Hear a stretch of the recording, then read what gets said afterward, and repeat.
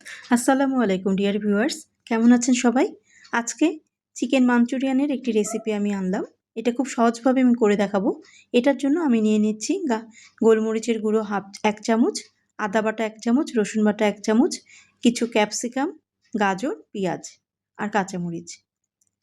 আমি চিকেন নিয়েছি ছোট ছোট কিউব করে কাটা 1 কাপ, হাফ কাপ নিলাম কর্নফ্লাওয়ার, হাফ চামচ দিয়ে দিব গোলমরিচের গুঁড়ো, হাফ চামচ দিব আদা বাটা, হাফ চামচ রসুন বাটা আর হাফ চামচ লবণ।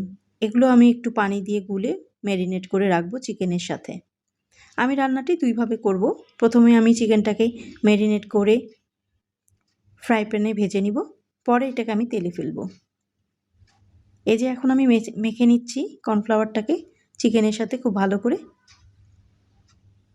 দিয়ে নিলাম হাফ চামচ লবণ আর একটু পানি দিয়ে এটা মেখে নিব।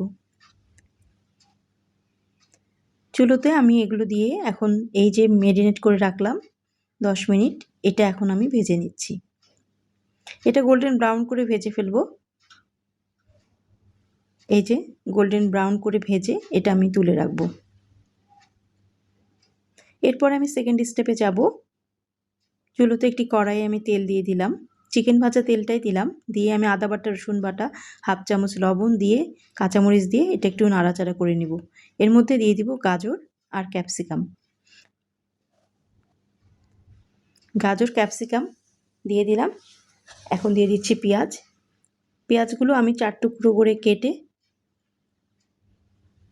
গোলাপ ফুলের পাপড়ির মতো ছাড়িয়ে নিয়েছি। দিয়ে দিচ্ছি সুইট চিলি সস, টমেটোর সুইট চিলি সস দিয়ে দিলাম।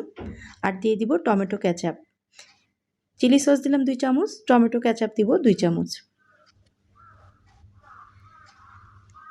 দিয়ে এগুলো আমি ভেজিটেবলের সাথে খুব ভালো করে নাড়াচাড়া করে নিচ্ছি।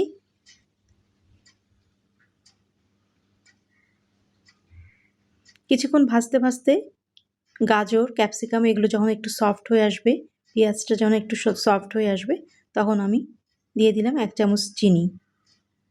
এই ধরনের চাইনিজ ভেজিটেবলে একটু চিনি দিলে খেতে ভালো লাগে।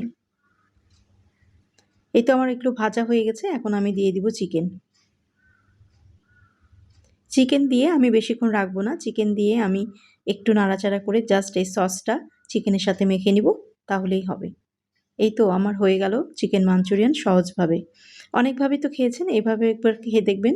আশা করছি ভালো লাগবে। এটা পোলাওয়ের সাথে, চাইনিজ রাইসের সাথে ভালো লাগে। আবার কেউ চাইলে খালি মুখেও সালাদের মতো খেতে পারে। আজকে এই পর্যন্তই। আসবে নতুন কোনো ভিডিও নিয়ে। সে পর্যন্ত ভালো থাকবেন। আল্লাহ হাফেজ।